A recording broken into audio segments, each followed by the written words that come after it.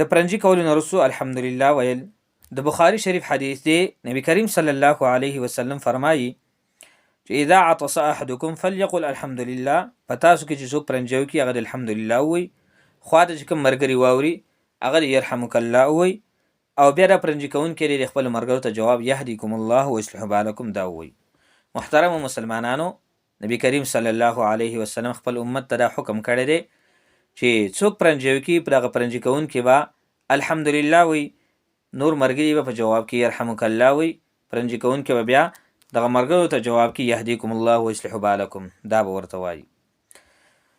نو محترمو، د ډاکټرانو د تحقیق مطابق کم کس چې پرنجي وکړي نو دغه پرنجي کولو سره د په دماغو او په زړه باندې یو اثر پرېوځي، او دغه پرنجي کولو سره د دماغ او د زړه کار پرېږدي.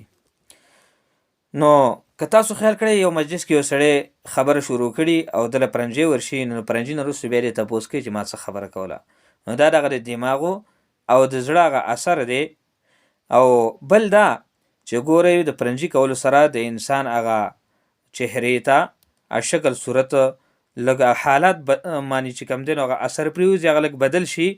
نو دله پکار چې الحمدلله ووایي چې الله تعالی زمغه حالات په خپل ځای باندې واپس راوستو، زما زړه او زما دماغ په خپل ځای باندې واپس رااله.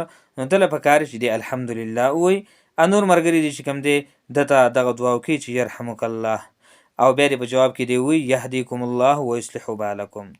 نو او بل حدیث کې داسې راځي چې یو مسلمان په بل مسلمان باندې 5 حقونه دي، په هغې کې دا هم لیکلي دي چې یو حق دا دی په بل مسلمان باندې چې یو مسلمان پرنجي وکړي نو دغه پرنجي جواب به دی ورکوي.